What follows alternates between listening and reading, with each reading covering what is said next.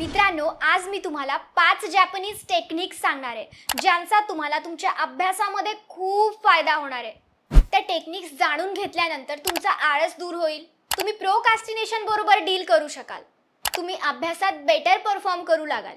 तुमची productivity better होईल, तुमचा स्कोर बेटर होईल. अशा प्रकारे या टेक्निक्समुळे तुमचा अभ्यासात भरपूर फायदा होईल.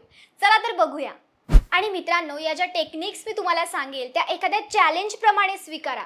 स्वतःला चॅलेंज द्या. काही दिवसाचं चॅलेंज, सपोज 21 दिवसाचं चॅलेंज द्या की या येणाऱ्या 21 दिवसात मी यातल्या निदान 2 तरी टेक्निक फॉलो करून माझा अभ्यास खूप छान प्रकारे करण्याचा प्रयत्न करेल.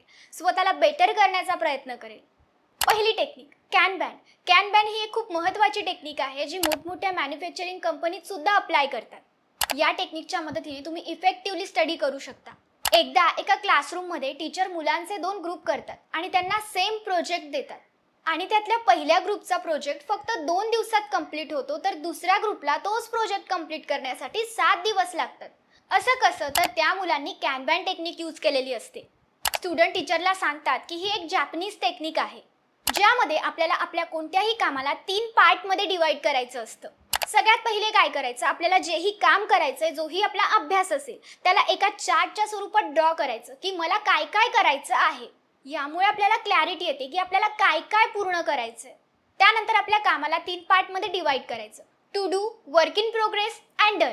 टू डू लिस्टमध्ये त्या गोष्टी लिहायच्या ज्या आपल्याला करायच्या आहेत. वर्क इन प्रोग्रेसमध्ये त्या गोष्टी ज्या आपण पूर्ण करायला घेतल्या आहेत. आणि डनमध्ये त्या गोष्टी ज्या आपण पूर्ण केल्या आहेत. ते मुलं म्हणाले, असं केल्यामुळे प्रत्येकाजवळ क्लॅरिटी होती की आम्ही काय काय कामं पूर्ण केली आहेत, कोणती कामं आम्ही करायला घेतली आहेत आणि कोणती कामं अजून करायची बाकी आहेत. असं केल्यामुळे माइंडमध्ये कोणतंही कन्फ्युजन राहत नाही आणि व्हिज्युअल प्रेझेंटेशन असल्यामुळे माइंडमध्ये गोष्टी क्लिअर असतात. म्हणून पुढच्या वेळी जेव्हा तुम्ही स्टक होऊन जाल, कन्फ्यूज असाल, त्यावेळी अशा लिस्ट बनवा. म्हणजे काय? तर प्रॉपर प्लॅनिंग करा. मला केव्हा काय कसं करायचंय, कोणतं काम मी करायला घेतलंय, कोणता अभ्यास मी पूर्ण केलाय, असं ज्यावेळी तुम्ही लिहाल ना, त्यावेळी तुम्ही ते काम व्यवस्थित पूर्ण करू शकाल. तुम्हाला कळेल सुद्धा की तुमचा किती अभ्यास झालाय आणि किती करायचा बाकी आहे. सेकंड टेक्निक सिरी, सायतो अँड सायसो. सिरी म्हणजे सॉर्ट, सायतो म्हणजे सेट अँड ऑर्डर आणि सायसो म्हणजे शाईन. असं म्हटलं जातं की आपल्या आजूबाजूचं एन्व्हायरमेंट आपल्याला प्रोडक्टिव्ह ठेवण्यासाठी मदत करतं. म्हणजे आपलं एन्व्हायरमेंट ठीक असेल, आपल्या आजूबाजूच्या गोष्टी व्यवस्थित असतील, तर आपल्याला प्रोडक्टिव्ह राहावंसं वाटतं, आपल्याला सुद्धा काम करावंसं वाटतं. समजा तुम्ही जिथे अभ्यास करता तिथल्या वस्तू ठीक नसतील, सगळं इकडे तिकडे पडलं असेल किंवा तुम्ही चक्क बेडवर अभ्यास करत असाल, तर तुम्हाला झोपच येईल, अभ्यास करावासा नाही वाटणार. आणि असं असलं की आपण खूप डिस्ट्रॅक्टेड फील करतो, आपल्याला लेझीनेस येतो, झोपावंसं वाटतं, आळस येतो, काहीच करावंसं वाटत नाही, कंटाळा यायला लागतो. म्हणून ज्या दिवशी तुम्हाला वाटेल ना की आज तर मला अजिबात अभ्यास करायचा नाहीये, माझी अजिबात इच्छा नाहीये, काहीही करावंसं वाटत नाहीये, तेव्हा तुम्ही काय करा? फक्त एक गोष्ट करा. ठरवा की मला फक्त ही एक गोष्ट करायची आहे. जिथे कुठे तुम्ही अभ्यासाला बसत असाल किंवा जिथे कुठे तुमचे बुक्स असतील, त्यांना सगळं व्यवस्थित ठेवा, सिक्वेन्स लावून ठेवा, त्यांना छान आवरून ठेवा. आणि तुम्हाला ज्या सब्जेक्टचा, ज्या कोणत्या टॉपिकचा अभ्यास करायचा असेल दुसऱ्या दिवशी, कारण आज तुमचा मूड नाहीये, तर ते पुस्तकं काढून ठेवा, ती नोटबुक काढून ठेवा, छान पेन काढून ठेवा, सगळं एका ठिकाणी ठेवा. आणि त्यानंतर बघा, तुम्हाला अभ्यास करावासा वाटेल, अचानक करावासा वाटेल, तुम्ही प्रोडक्टिव्ह फील करायला लागाल. नंबर 3 इन्नमुरी म्हणजे नॅप. बघा, बराचसा अभ्यास केल्यानंतर किंवा थोडंसं थकल्यानंतर नॅप घेणं हे योग्य आहे, अगदी उत्तम आहे. हे जर तुम्ही ऑफिसमध्ये असाल, स्कूलमध्ये असाल आणि तुम्ही थकला असाल, तर तुम्ही नॅप घेऊ शकता. हो, हे आपल्याकडे चालत नाही. असं जर आपण शाळेत केलं तर टीचर्स आपल्यावर ओरडतील, मुलं आपल्यावर हसायला लागतील. पण जपानमध्ये मात्र हे चालतं, कारण नॅपला सेल्फ केअर म्हणून कन्सिडर केलं जातं, जो खूप महत्त्वाचा मानला जातो. कारण त्यामुळे आपली इफिशियन्सी वाढते. लॉंग ब्रेक घेण्यापेक्षा छोटासा नॅप घेणं कधीही चांगलं असतं असं त्यांना वाटतं. कारण त्याने स्ट्रेस रिड्यूस होतो, आपला अलर्टनेस वाढतो, आपला लोड कमी होतो. आपण जर इमोशनली थोडेसे सॅड असू तर आपला मूड सुद्धा चेंज होऊ शकतो. चौथी टेक्निक कायझन. कायझन म्हणजे छोट्या छोट्या इम्प्रूव्हमेंट्स करणे. बघा, छोट्या छोट्या इम्प्रूव्हमेंट्स रोज स्वतःमध्ये करा. बघा, छोट्या छोट्या इम्प्रूव्हमेंट्सने आपल्या लाईफमध्ये खूप मोठा इम्पॅक्ट पडतो.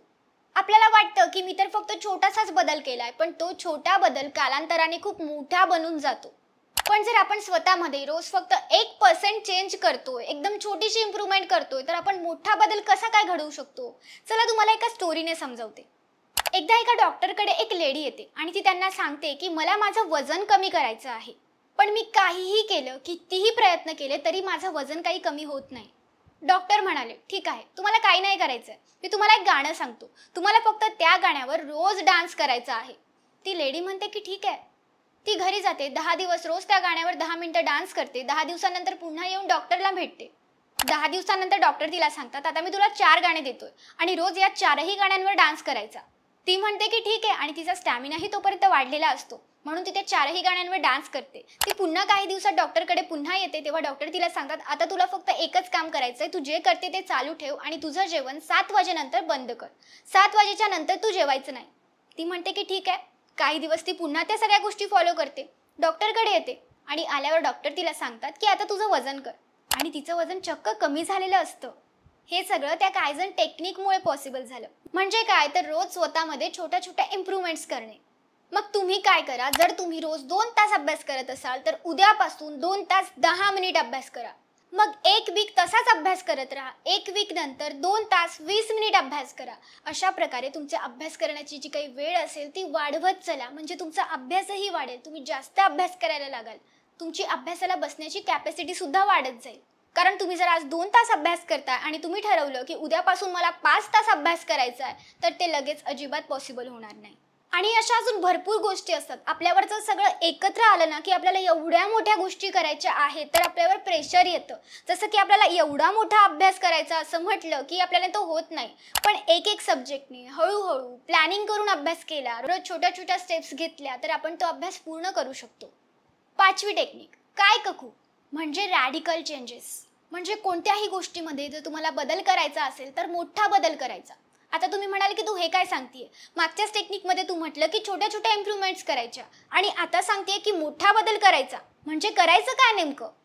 बघा, याला आपण आपल्या प्रॉब्लेम्स सोबत डील करण्यासाठी वापरू शकतो. बऱ्याचदा आपल्याला असं वाटतं की आपल्याला खूप कंटाळा येतोय, म्हणजे आपल्याने काही केल्या अभ्यास होत नाही. आपल्याला मोबाईल बघण्याची, स्क्रोलिंग करण्याची इतकी सवय लागलेली असते, टीव्ही बघण्याची इतकी सवय लागलेली असते, टाइमपास करण्याची इतकी सवय लागलेली असते की आपल्याला क्रिएटिव्ह गोष्टी कराव्याशाच वाटत नाही. बघा, या टेक्निकमध्ये आपल्याला 5 गोष्टी करायच्या आहेत. या टेक्निकमधून आपल्याला असं सांगितलं जातं की कोणतीही गोष्ट जर आपल्याला करायची नाहीये तर त्या रिलेटेड स्वतःला 5 प्रश्न विचारायचे. स्वतःला विचारायचे 5 वाय क्वेश्चन्स. का? मला हे का करायचंय? मी हे का करतोय? हे करून मला काय मिळणार आहे? फॉर एक्झाम्पल, मी इतका वेळ मोबाईलवर का स्पेंड करतो? मी इतका वेळ मोबाईल का वापरतो? का वापरतो? तर जेव्हाही मी अभ्यासाला बसतो मोबाईल माझ्या समोरच असतो. मग मोबाईल समोर का असतो? पुढचा प्रश्न, मग मी मोबाईलला बंद करून का नाही ठेवू शकत किंवा माझ्यापासून दूर का नाही ठेवू शकत? कारण मला असं वाटतं की मला कुणाचाही कॉल येऊ शकतो, खूप इम्पॉर्टंट कॉल येऊ शकतो. पुन्हा प्रश्न विचारा, एवढं काय इम्पॉर्टंट आहे तुझं आणि तुला सगळे इम्पॉर्टंट कॉल अभ्यासाच्या वेळीच येणार आहेत का? तू तुझा मोबाईल बंद का नाही करू शकत? असे 5 प्रश्न स्वतःनुसार स्वतःला विचारायचे आणि ती गोष्ट बाजूला करायचा प्रयत्न करायचा. हा रूट कॉज आपल्याला मदत करतो आपल्या प्रॉब्लेमला सॉल्व्ह करण्यासाठी, दूर करण्यासाठी. कोणत्याही प्रॉब्लेममध्ये तुम्ही स्टक असाल ना, तर हे फॉलो करून बघा. मोबाईल ॲडिक्शन असेल, हे ट्राय करा. खूप कंटाळा येत असेल तरी ट्राय करा. एखादा मोठा प्रॉब्लेम असेल तरी ट्राय करा. अभ्यास होत नसेल तरी ट्राय करा. स्वतःला प्रश्न विचारा.